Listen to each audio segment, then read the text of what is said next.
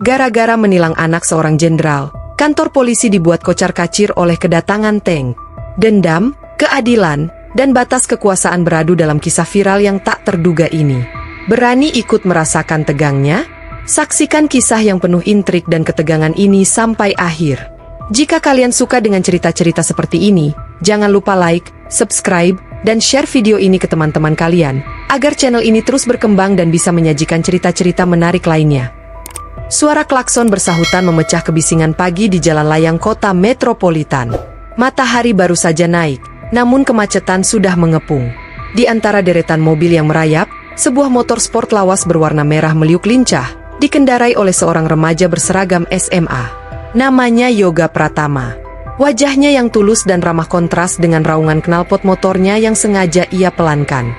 Ia bukan anak yang suka pamer. Motor itu adalah hadiah dari ayahnya, sebuah janji yang ditepati setelah Yoga naik kelas dengan nilai memuaskan. Di sisi lain jalan layang, sebuah sedan hitam terlihat berhenti paksa di tepi jalan. Dari arah belakang, seorang polisi lalu lintas tegap dengan seragam yang sangat rapi berjalan mendekat dengan langkah angkuh. Dia adalah AKP Ardi Mahendra. Dengan seringai merendahkan, ia mengetuk kaca mobil. Pengemudi yang tampak gugup, seorang pria paruh-baya mengenakan kemeja batik, segera menurunkan kaca jendela. "Surat-surat lengkap?" tanya AKP Ardi dengan nada penuh wibawa palsu. Pria itu tergagap. "Lengkap, Pak, ini semua ada." AKP Ardi melirik, lalu tatapannya beralih ke ban mobil yang sedikit kempes. "Ban kempes. Ini membahayakan. Bisa saya tilang." Wajah pria parubaya itu pucat pasi. Ia tahu betul ini hanya akal-akalan. Di balik seragamnya, AKP Ardi terkenal dengan reputasinya yang suka bermain di jalanan. Tanpa banyak bicara, pria itu mengambil selembar uang dari dompetnya dan menyisipkannya ke dalam surat-surat kendaraan. Dengan cepat, AKP Ardi mengambilnya, melipatnya dengan gerakan halus, dan memasukkannya ke saku. Seringainya melebar, penuh kemenangan. "Lain kali, periksa ban Bapak. Hati-hati di jalan." Yoga, yang sedang melintas, melihat seluruh kejadian itu dari jauh. Tatapan matanya yang cerdas menangkap detail interaksi singkat itu. Ia merasa geram, namun ia hanya remaja biasa. Apa yang bisa ia lakukan? Ia hanya bisa melanjutkan perjalanannya, meninggalkan pemandangan yang membuatnya muak. Di rumahnya yang sederhana, jauh dari hiruk-pikuk kota, Jenderal Bayu Samudra baru saja selesai merapikan seragam dinasnya. Sebagai seorang perwira tinggi Kopassus, ia bisa saja tinggal di perumahan mewah, namun ia memilih hidup sederhana agar keluarganya tetap membumi.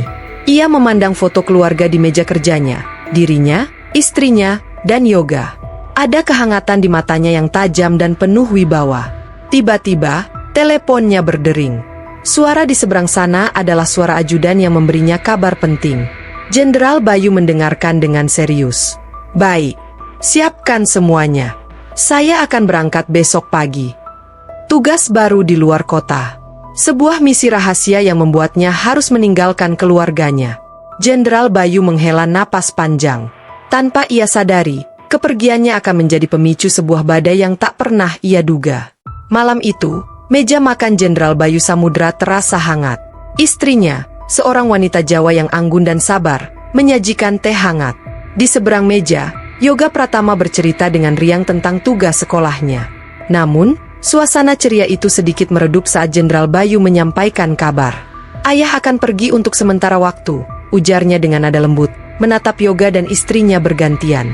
"Ada tugas penting di luar kota." Wajah Yoga langsung berubah. "Lagi, yah?" tanyanya dengan nada kecewa yang tak bisa ia sembunyikan. Jenderal Bayu tersenyum tipis. "Sudah kewajiban, Nak. Kamu tahu itu. Tapi kali ini tidak akan lama." Ia menghela napas, lalu menatap Yoga dengan serius. "Ayah titip ibu di sini, ya. Dan kamu, jangan cuma pandai mengendarai motor sport. Jadilah pemuda yang bertanggung jawab di jalan, patuhi aturan." Yoga mengangguk, lalu teringat insiden kemarin.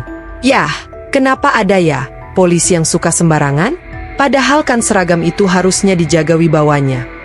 Jenderal Bayu tersentak. Ia tahu ada sesuatu di balik pertanyaan polos anaknya, namun ia memilih untuk tidak mendesak. Setiap profesi ada orang baik dan orang yang hilaf, Yoga. Tapi yang terpenting, kita harus tetap percaya pada kebaikan dan keadilan, jawabnya bijak. Terkadang, keadilan itu harus diperjuangkan dengan cara yang benar, bukan dengan emosi. Keesokan paginya, suasana haru menyelimuti rumah. Dengan seragam dinas lengkap dan tas ransel, Jenderal Bayu memeluk istrinya erat. "Jaga diri baik-baik," bisiknya. Kemudian, ia menepuk bahu Yoga. "Ingat pesan ayah. Jadilah jagoan yang mengutamakan akal sehat." Yoga mengangguk, matanya berkaca-kaca. Ia melihat ayahnya masuk ke mobil dinas. Di balik kaca mobil, Jenderal Bayu melambaikan tangan, senyumnya meyakinkan. Perlahan, mobil itu menjauh, hilang ditelan padatnya jalanan. Yoga dan ibunya hanya bisa memandang kosong, tak menyadari bahwa kepergian Jenderal Bayu adalah awal dari petaka yang akan menimpa mereka. Pagi itu, kota metropolitan menyambut dengan cerah.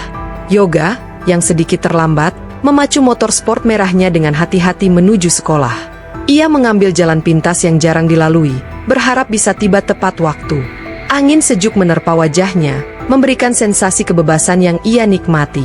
Namun, kebebasan itu seketika sirna saat dari kejauhan, ia melihat deretan kerucut oranye dan beberapa polisi lalu lintas berjaga. Razia! Jantung Yoga berdebar. Ia tahu ayahnya sedang mengurus surat-surat motornya yang belum lengkap, namun ia tetap merasa cemas. Ia mencoba melintas dengan tenang, berharap tidak menjadi pusat perhatian. Namun, nasib berkata lain. Di tengah pos razia itu, berdiri dengan tegap seorang perwira yang ia kenali. AKP Ardi Mahendra. Seringai angkuhnya sudah terlihat dari jauh. "Berhenti!" perintah AKP Ardi dengan suara lantang, menunjuk ke arah Yoga. Yoga menghentikan motornya. Dengan wajah lugu dan sopan, ia menyerahkan surat-surat yang ada. AKP Ardi memeriksanya, matanya yang tajam menelisik setiap detail. "Ini apa? Surat kelengkapan belum ada? STNK belum atas nama sendiri?" tanyanya dengan nada merendahkan. Yoga berusaha menjelaskan, "Mohon maaf, Pak. Surat-suratnya sedang diurus ayah saya di..." Belum selesai ia bicara, AKP Ardi sudah memotongnya. "Saya tidak peduli. Aturan ya aturan," katanya, menepuk bahu Yoga dengan paksa. Anak muda sekarang gayanya saja motor sport, tapi nggak bisa urus surat-surat. Mau jadi jagoan jalanan. Rasa malu dan amarah mulai memenuhi dada Yoga. Ia merasa dipermalukan di depan umum. Seorang polisi muda, Bribda Hadi, yang berdiri di samping AKP Ardi, terlihat cemas dan pasrah. Ia tahu bahwa tindakan atasannya ini sudah melampaui batas, namun ia tak berani berbuat apa-apa. "Ambil motornya," perintah AKP Ardi kepada Bribda Hadi. Anak manja seperti ini perlu diberi pelajaran. Seketika itu, Bribda Hadi dengan ragu-ragu menuntun motor Yoga menjauh. Yoga hanya bisa mematung, menahan air mata yang hampir jatuh karena dipermalukan. Ia merasa tidak berdaya, serasa harga dirinya diinjak-injak oleh wewenang yang disalahgunakan. Dengan motor yang disita dan perasaan hancur, Yoga kini harus berjalan kaki. Kisah ini adalah awal dari konflik yang akan membawanya pada situasi yang lebih besar. Yoga berjalan lunglai di bawah terik matahari. Tas sekolahnya terasa begitu berat. Setiap langkah yang ia ayunkan terasa seperti aib. Bayangan wajah AKP Ardi yang menyeringai merendahkan terus berputar-putar di kepalanya. Ia tidak hanya kehilangan motor, ia merasa telah kehilangan martabatnya. Sesampainya di rumah, ia langsung masuk ke kamar, menghindari tatapan ibunya. Emosi yang berkecamuk membuatnya ingin melampiaskan segalanya, namun hanya satu orang yang bisa ia percaya. Ia mengambil ponselnya, tangannya gemetar saat menghubungi nomor ayahnya. Di sebuah markas militer di pelosok negeri, Jenderal Bayu Samudra sedang memimpin rapat penting. Di depannya terbentang peta dan strategi, namun pikirannya terpecah saat melihat nama anaknya di layar ponsel. Ia permisi sebentar dan mengangkat panggilan itu. "Ada apa, Nak? Kamu baik-baik saja?" tanya Jenderal Bayu. Suaranya sedikit terganggu oleh kebisingan di sekitarnya. "Yah, motor Yoga ditilang," jawab Yoga, suaranya tercekat. Ia mencoba terdengar tegar, namun rasa malunya membuat ia enggan menceritakan detail arogansi AKP Ardi. Ia hanya mengatakan bahwa motornya disita karena surat-suratnya belum lengkap. Jenderal Bayu menghela napas. "Oh, cuma itu? Ayah kan sudah bilang sabar, surat-suratnya sedang diurus," ucapnya, merasa sedikit lega karena masalahnya terdengar sepele. "Ya sudah, tidak usah dipikirkan. Nanti ayah urus saat ayah pulang, ya. Sekarang kamu belajar yang rajin. Jangan malas. Ingat, ayah sedang ada tugas." Yoga mengangguk, Meskipun ayahnya tidak bisa melihat, ia ingin mengatakan lebih banyak, ingin menceritakan bagaimana ia diperlakukan seperti penjahat, namun ia merasa ayahnya terlalu sibuk. Ia pun hanya bisa mengangguk pasrah. Iya, ya. Hati-hati di sana. Jaga ibu, ya. Sampai ketemu, ujar Jenderal Bayu, lalu menutup teleponnya. Ia kembali ke ruang rapat, pikirannya sudah beralih ke misi yang lebih besar. Di matanya, insiden tilang itu hanyalah masalah kecil yang bisa diselesaikan nanti. Tanpa ia sadari, miskomunikasi singkat ini telah menabur benih-benih konflik yang akan tumbuh menjadi amarah tak terbendung. 2 hari setelah insiden penilangan, AKP Ardi Mahendra duduk santai di ruangannya, senyum angkuh tak lepas dari wajahnya. Ia memegang ponsel dan membuka aplikasi media sosial. Di layar, ia memutar sebuah video yang baru saja ia unggah. Video itu ia ambil dari kamera salah satu anggotanya saat razia. Dengan bangga, ia melihat dirinya sendiri di layar, seorang perwira tegas yang berani menindak pelanggar lalu lintas, bahkan yang mengendarai motor mahal. Biar kapok anak-anak manja seperti ini, gumamnya penuh kepuasan, lalu menekan tombol bagikan. Ia menambahkan deskripsi yang provokatif. Viral 2 tanda seru 2 petugas tegas menilang anak SMA yang sok-sokan naik motor sport tapi tidak patuh aturan. Keadilan harus ditegakkan. Tak butuh waktu lama, video itu meledak. Tentu saja, banyak orang yang memuji ketegasannya dan menyebarkannya. Namun, tidak sedikit pula yang mencibir. Mereka mengomentari nada bicaranya yang merendahkan dan caranya yang arogan. Video itu menjadi perbincangan di seluruh kota metropolitan dan mulai merambat ke tingkat nasional. Di sebuah posko terpencil, jauh dari hingar-bingar media sosial, Jenderal Bayu Samudra sedang beristirahat sejenak setelah memimpin operasi. Ponselnya yang jarang ia sentuh kini menjadi satu-satunya penghubung dengan dunia luar. Salah satu ajudannya, yang ikut memantau berita, menunjukkan sebuah video viral. Mohon izin, Jenderal. Ini ada video yang sedang viral. Ada polisi yang menindak anak SMA, lapor sang ajudan. Jenderal Bayu mengangguk dan mengambil ponsel itu. Awalnya ia hanya melihatnya sebagai berita biasa. Namun, tatapannya langsung menajam saat melihat wajah anak yang ditilang. Itu putranya, Yoga. Jantungnya berdesir hebat, amarah mulai merayap naik ke ubun-ubun. Namun, apa yang membuatnya benar-benar meledak adalah suara AKP Ardi Mahendra yang terdengar jelas, penuh ejekan dan merendahkan. Ia melihat bagaimana putranya berdiri tak berdaya, wajahnya menunduk malu. Jenderal Bayu mengepalkan tangannya hingga buku-buku jarinya memutih. Anak manja seperti ini perlu diberi pelajaran. Suara itu menggaung di telinganya. Ini bukan lagi sekadar tilang. Ini adalah pelecehan, penghinaan. Dan ini terjadi pada putranya, saat ia tidak ada di sisinya. Jenderal Bayu yang tadinya hanya merasa masalah kecil, kini merasakan api amarah yang membara. Matanya yang tajam kini memancarkan api kemurkaan. Tanpa banyak bicara, ia mengembalikan ponsel itu ke ajudan dan berdiri. Siapkan semua logistik, kita kembali ke kota metropolitan. Batalkan operasi ini sekarang juga, perintahnya dengan suara dingin yang mematikan. Ia akan pulang. Dan ia tidak akan pulang sebagai seorang jenderal yang bijak dan sabar. Ia pulang sebagai seorang ayah yang murka. Setelah perjalanan yang penuh amarah, Jenderal Bayu Samudra tiba kembali di kotanya. Namun, ia tidak langsung menemui putranya. Langkah pertamanya adalah mencari kebenaran. Dengan wajah dingin dan mata yang memancarkan tekad, ia menggunakan jaringan militernya untuk mengumpulkan informasi tentang AKP Ardi Mahendra.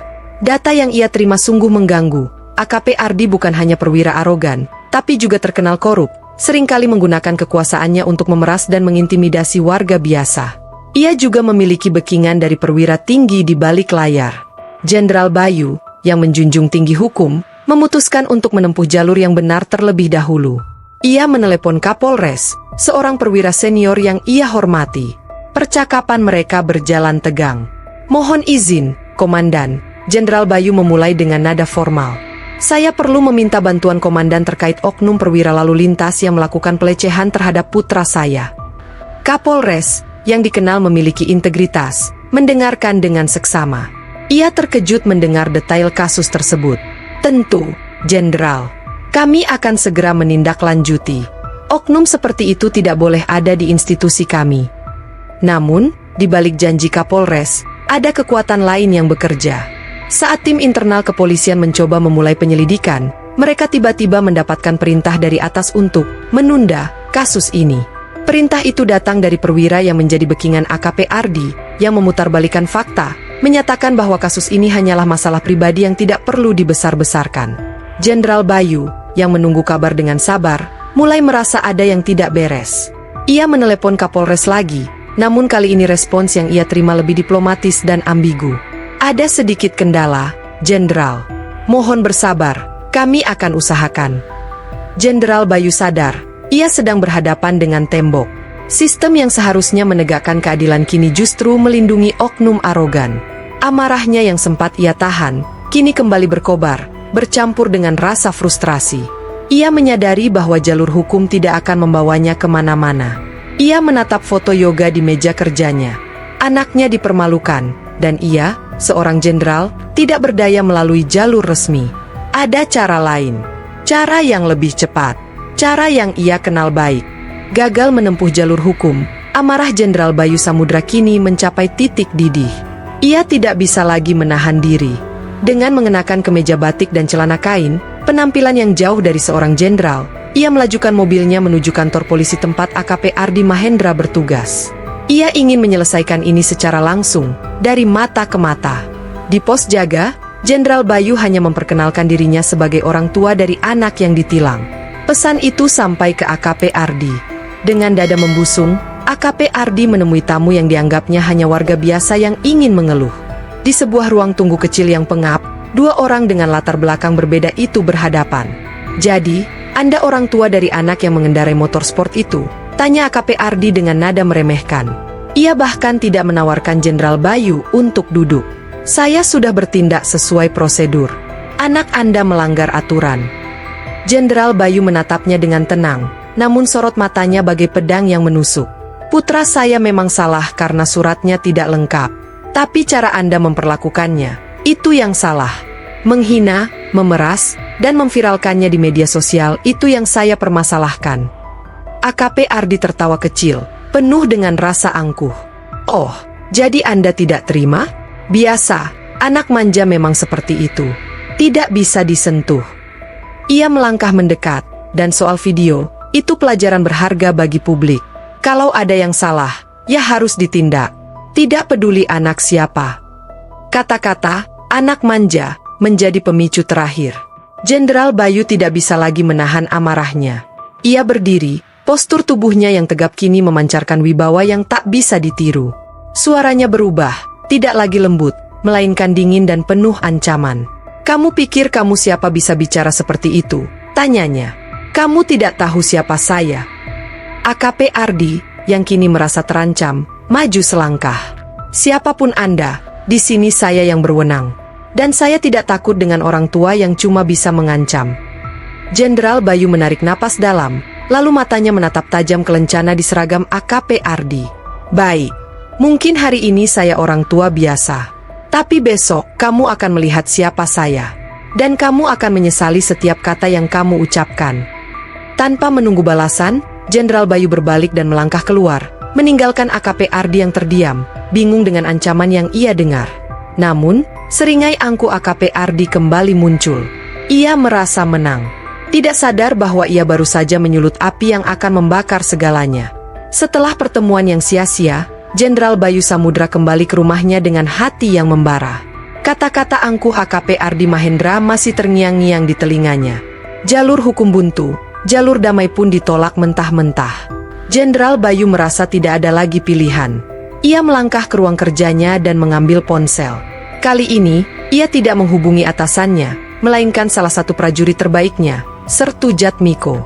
Sertu Jatmiko adalah prajurit Kopassus yang setia dan penuh dedikasi. Namun di balik kesetiaannya, ia menyimpan luka lama. Beberapa tahun lalu, adiknya meninggal dalam kecelakaan lalu lintas yang disengaja. Pelakunya adalah seorang perwira polisi korup yang menyuap saksi dan memutarbalikkan fakta, hingga kasusnya ditutup tanpa keadilan. Sejak saat itu, Sertu Jatmiko memendam kebencian mendalam terhadap oknum-oknum polisi arogan yang menyalahgunakan wewenang.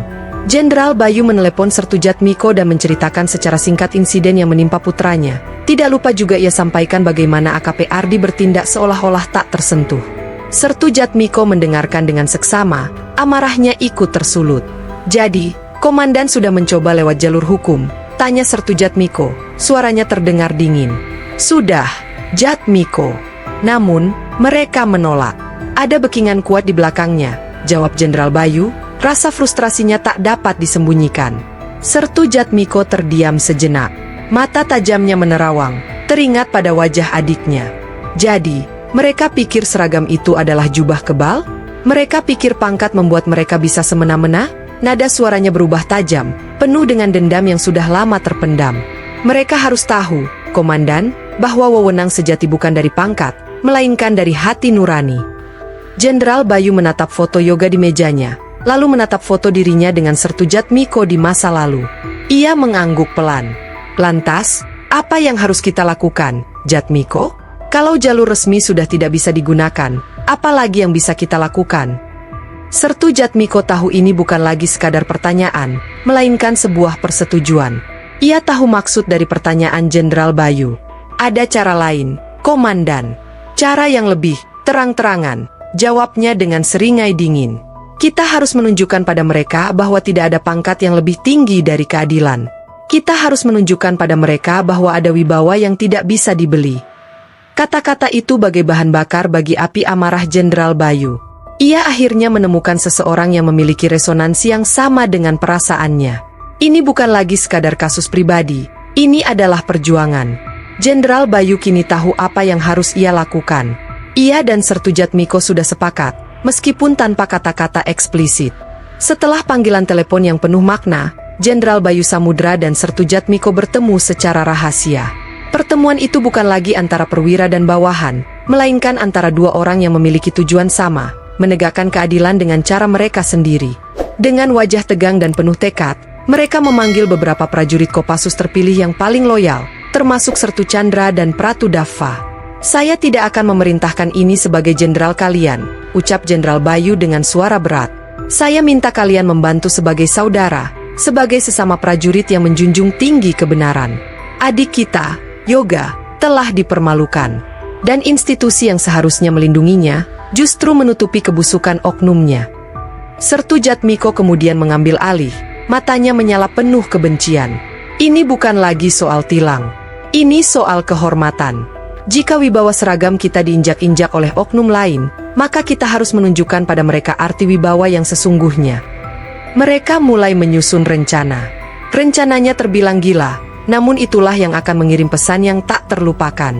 Sertu Jatmiko memaparkan rinciannya. Mereka akan melakukan demonstrasi kekuatan yang mengejutkan, bukan untuk menyakiti, melainkan untuk mempermalukan dan memaksa AKP Ardi Mahendra keluar dari persembunyiannya. Kita akan membawa satu unit kendaraan tempur, ujar Sertu Jatmiko, sebuah tank.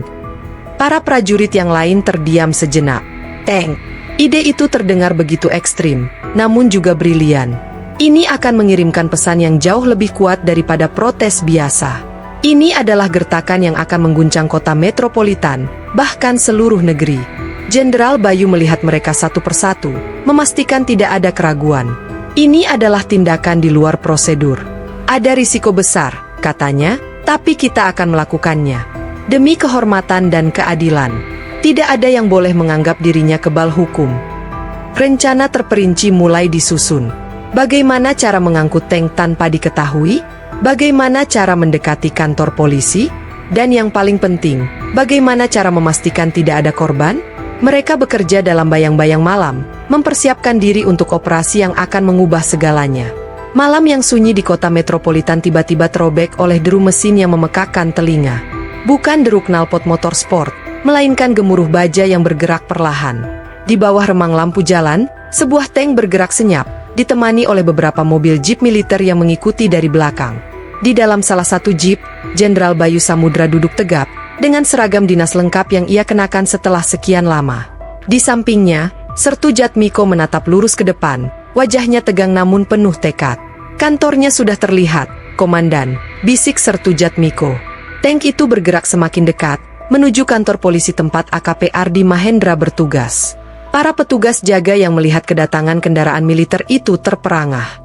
Mereka mengira ada latihan atau operasi gabungan, namun kecurigaan muncul saat tank itu tidak berhenti di pos jaga, melainkan langsung maju dan berhenti tepat di depan gerbang kantor. Laras meriamnya mengarah lurus ke gedung utama. Sontak, seluruh kantor polisi itu menjadi ricuh.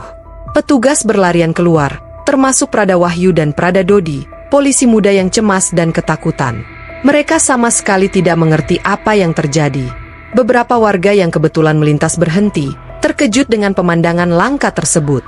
Ponsel-ponsel langsung diangkat, merekam setiap detik adegan yang tidak masuk akal itu. Sebuah live report singkat dari salah seorang warga langsung menyebar dengan cepat di media sosial dengan judul provokatif. Viral 2 tanda seru 2 jenderal serang kantor polisi pakai tank. Di tengah kekacauan itu, pintu tank terbuka dan Jenderal Bayu melangkah keluar. Langkahnya tegap dan berwibawa, jauh dari sosok ayah yang sabar. Ia kini adalah seorang pemimpin perang yang menuntut keadilan. Matanya menyapu kerumunan petugas yang kaget. "Saya ingin bertemu AKP Ardi Mahendra," teriak Jenderal Bayu dengan suara lantang yang menggelegar, memecah kebisingan malam. "Katakan padanya, Jenderal Bayu Samudra ingin bicara." Di dalam kantor, AKP Ardi Mahendra mendengar teriakan itu. Wajahnya yang arogan seketika pucat pasi, seringai khasnya hilang tak berbekas. Ia baru menyadari bahwa ia telah berurusan dengan orang yang salah. Di dalam kantor, AKP Ardi Mahendra panik. Wajahnya pucat pasi, seringai angkuhnya hilang. Teriakan Jenderal Bayu Samudra masih menggema di telinganya. Ia menyadari telah membuat kesalahan fatal, namun kebanggaan palsunya tak membiarkannya menyerah. Ia mencoba mencari jalan keluar, tapi semua pintu dan jendela mengarah pada pemandangan yang sama. Seorang Jenderal Kopassus berdiri tegap di depan tank, menantangnya. Akhirnya, dengan langkah ragu-ragu dan wajah yang dipaksakan tegar, AKP Ardi keluar. Di belakangnya, Bribda Hadi dan beberapa polisi lain hanya bisa menunduk, takut menyaksikan konfrontasi yang tak terhindarkan. Ribuan pasang mata, dari petugas hingga warga yang merekam, tertuju pada mereka. Kedua pria itu berdiri berhadapan. Jenderal Bayu, dengan seragam yang sempurna dan tatapan dingin, melambangkan keadilan yang terabaikan. AKP Ardi, dengan wajah yang penuh keringat dingin dan seragam yang terasa begitu berat, melambangkan keangkuhan yang rapuh. "Kamu pikir kamu bisa semena-mena, Mahendra?" tanya Jenderal Bayu dengan suara rendah namun tajam, seolah setiap kata adalah peluru. "Kamu pikir pangkatmu dan bekinganmu bisa menutupi semua kebusukanmu? Kamu mempermalukan anak saya, menghinanya di depan publik, dan beraninya kamu menganggap itu menegakkan keadilan." AKP Ardi tergagap. "Jenderal, mohon maaf, saya hanya menjalankan tugas." Jenderal Bayu tertawa sinis. "Menjalankan tugas? Petugas yang jujur tidak akan mengambil uang suap dari rakyat. Petugas yang benar tidak akan memviralkan penderitaan orang lain untuk mendapat pujian. Petugas yang adil tidak akan menganggap remeh orang lain." Suaranya meninggi. "Kamu bukan petugas, Mahendra. Kamu hanya seorang pengecut yang berlindung di balik seragammu."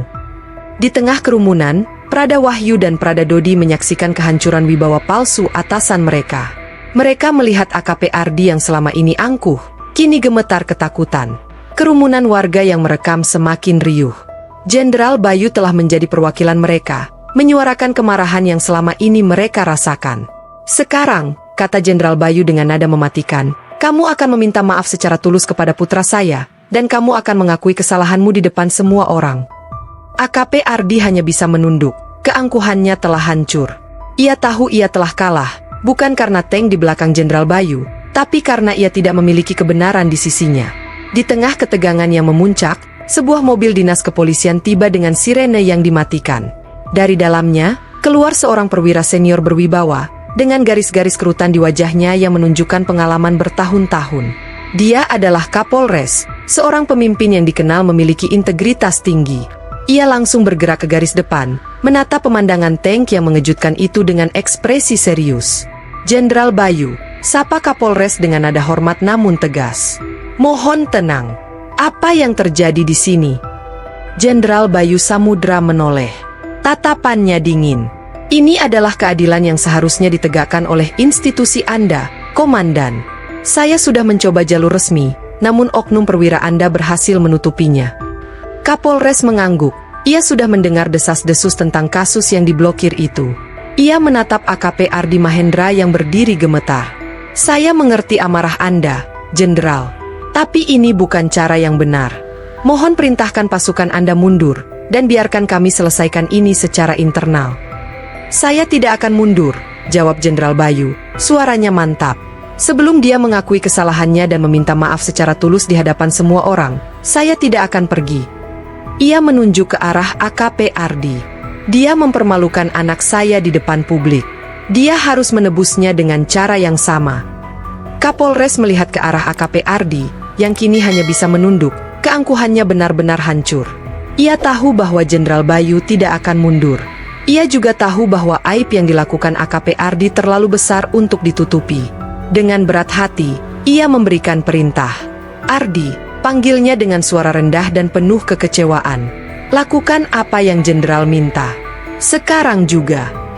AKP Ardi mengangkat kepalanya, matanya penuh dengan ketakutan dan penyesalan.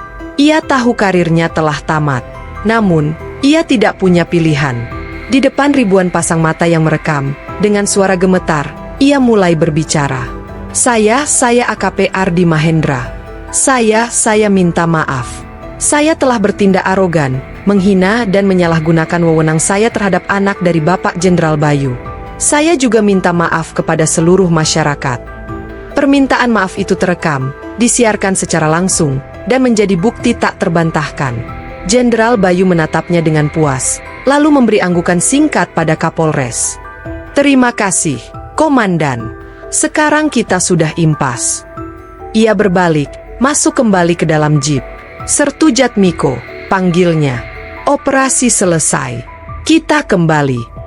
Perlahan, deru mesin tank dan jeep militer mulai menjauh, meninggalkan kantor polisi yang porak-poranda dan kerumunan yang terdiam. Klimaks telah usai. Keadilan, entah dengan cara apa, telah ditegakkan. Namun, pertanyaan besar tentang konsekuensinya masih menggantung di udara.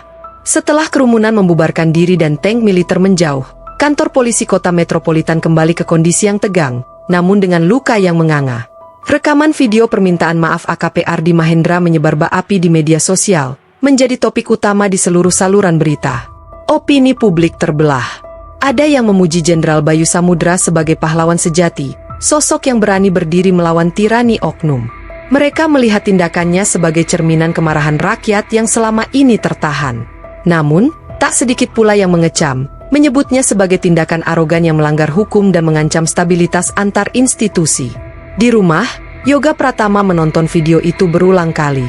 Hatinya campur aduk. Ada rasa puas yang luar biasa karena melihat ayahnya membela harga dirinya. Namun, di balik rasa puas itu, terselip ketakutan. Ayahnya telah melakukan sesuatu yang tidak pernah ia duga. Sementara itu, ibunya hanya bisa memegangi tangan Yoga, matanya memancarkan kekhawatiran yang mendalam. Mereka tahu, tindakan Jenderal Bayu akan memiliki konsekuensi besar. Jenderal Bayu sendiri tiba di rumah larut malam. Raut wajahnya tidak lagi memancarkan amarah, melainkan ketenangan yang dingin. Ia tahu betul apa yang akan terjadi selanjutnya.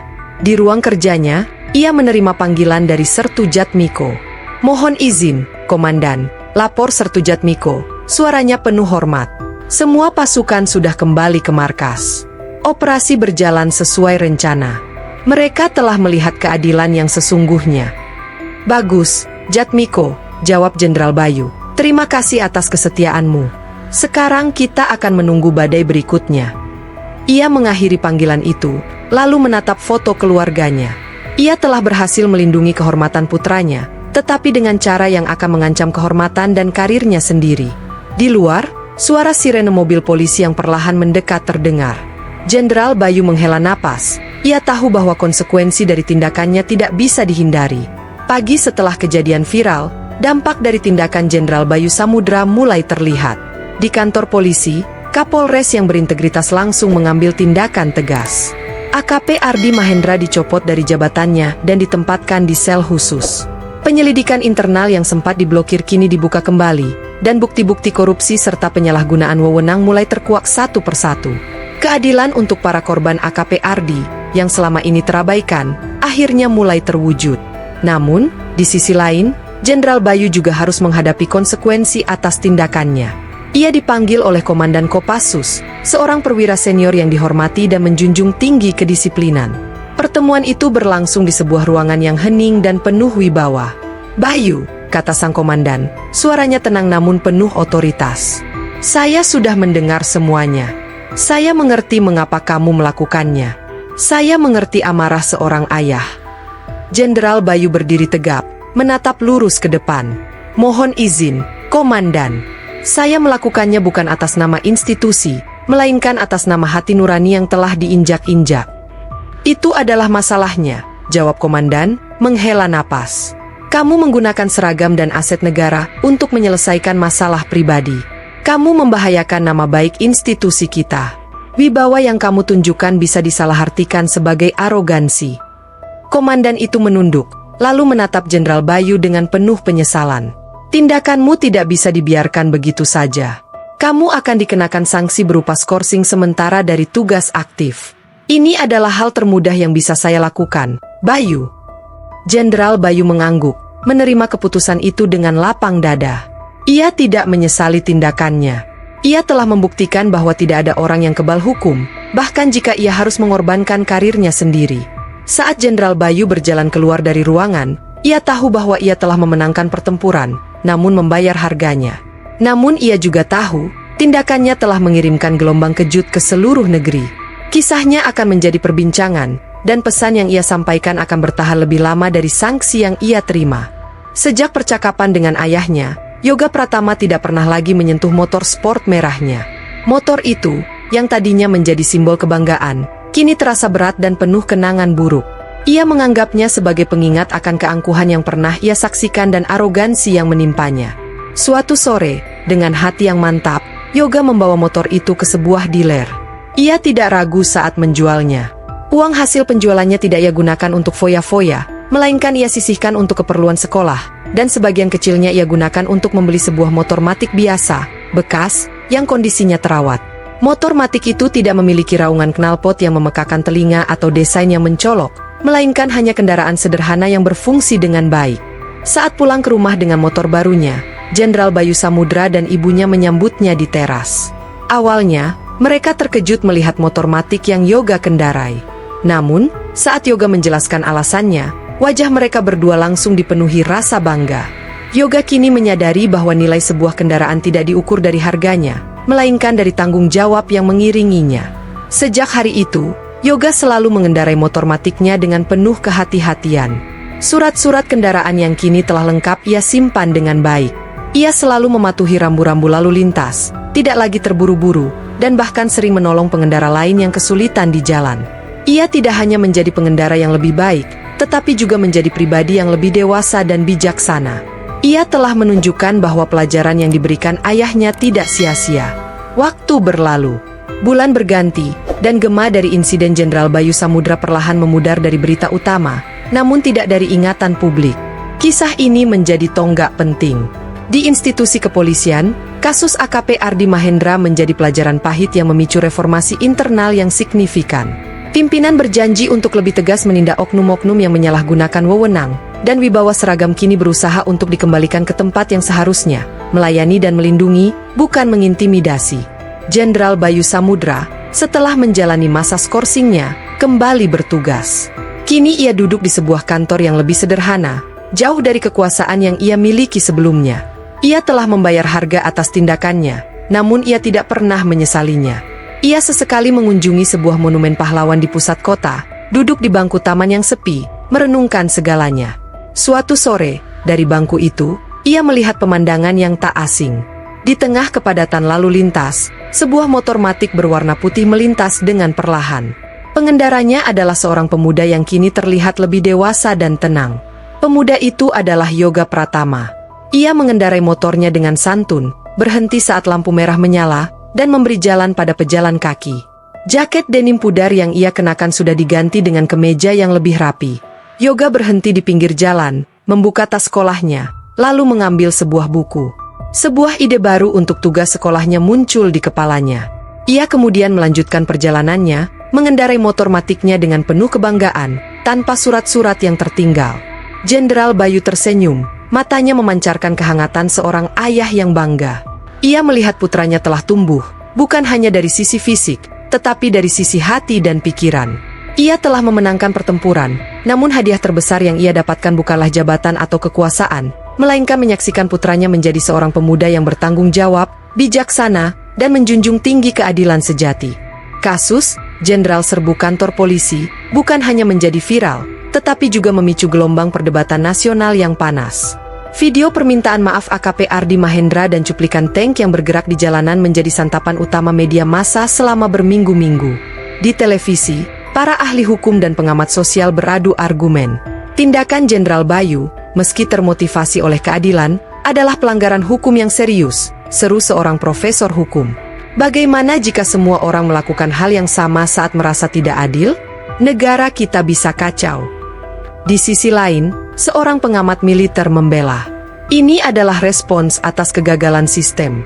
Jenderal Bayu menunjukkan bahwa ketika jalur hukum buntu karena korupsi, rakyat butuh pahlawan. Dia adalah cerminan dari frustrasi publik. Di media sosial, perdebatan semakin liar. Tagar Jenderal Pahlawan dan Tegakkan Hukum bersaing di trending topik. Warganet membagikan kisah-kisah mereka tentang pengalaman buruk dengan oknum aparat, membuat kasus AKP Ardi menjadi simbol dari masalah yang jauh lebih besar. Kisah Yoga Pratama, dari remaja SMA biasa menjadi sosok yang memicu revolusi kecil, membuat banyak orang merasa terhubung dengan cerita ini. Di balik layar, pimpinan tertinggi kepolisian dan militer mengadakan pertemuan tertutup. Mereka tahu, citra kedua institusi telah tercoreng, dan tindakan drastis harus diambil. Kejadian ini memaksa mereka untuk meninjau kembali prosedur internal dan janji mereka untuk membersihkan oknum-oknum yang merusak nama baik. Jenderal Bayu, secara tidak langsung, telah menjadi katalisator perubahan yang sangat dibutuhkan. Kasus ini menjadi pembelajaran bagi seluruh bangsa, bahwa keadilan sejati tidak hanya berada di tangan hukum, tapi juga di hati nurani setiap individu. Dan ketika keduanya berbenturan, akan ada konsekuensi besar yang harus dihadapi. Setelah hari-hari yang panjang dan penuh gejolak, ketenangan akhirnya kembali menyelimuti rumah Jenderal Bayu Samudra. Ia duduk di teras belakang, memandang taman kecil yang ia rawat dengan penuh ketelitian. Di sampingnya, Yoga Pratama duduk diam, masih memproses semua yang terjadi. Sanksi yang diterima ayahnya, perdebatan nasional, dan citra ayahnya yang kini terbelah di mata publik, semua itu terasa berat. "Kamu marah dengan ayah?" tanya Jenderal Bayu, memecah keheningan. Yoga menoleh, wajahnya menunjukkan kebingungan. "Marah? Tidak, ya." Yoga bangga. Suaranya tercekat. Jenderal Bayu tersenyum tipis. "Kamu tidak perlu bangga dengan cara yang ayah lakukan, Nak," katanya, menatap mata Yoga dalam-dalam. "Apa yang ayah lakukan itu salah. Ayah melanggar aturan yang ayah junjung tinggi." Yoga bingung. Tapi, ayah membela Yoga, ayah memperjuangkan keadilan. "Ya, ayah melakukannya karena ayah tidak bisa melihat harga diri anak ayah diinjak-injak," jawab Jenderal Bayu, suaranya melembut. "Namun, ayah melakukannya dengan cara yang salah. Keadilan sejati tidak bisa ditegakkan dengan cara yang ilegal. Ayah menggunakan amarah untuk menyelesaikan masalah, dan itu adalah kesalahan besar. Ayah mengambil jalan pintas, dan konsekuensinya, ayah harus bertanggung jawab." Jenderal Bayu menghela napas, lalu merangkul bahu putranya. "Pelajaran yang bisa kamu ambil, Nak, adalah jangan pernah takut untuk membela kebenaran. Tapi gunakanlah akal sehat dan hati nurani.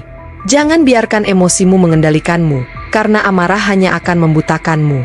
Jangan sampai kamu menjadi seperti AKP Ardi, dan jangan juga menjadi seperti ayah saat itu." Yoga mengangguk. Kali ini ia benar-benar mengerti. Ia melihat ayahnya bukan lagi sebagai pahlawan yang menyerbu dengan tank, melainkan sebagai seorang ayah yang tulus dan jujur, yang berani mengakui kesalahannya sendiri demi mengajarkan anaknya sebuah pelajaran berharga. Malam itu, di bawah rembulan, Yoga Pratama tumbuh menjadi seorang pemuda yang lebih dewasa dan bijaksana. Terima kasih sudah menonton video ini sampai akhir. Semoga kita semua bisa mengambil pelajaran dan kisah di atas tadi. Wassalamualaikum warahmatullahi wabarakatuh.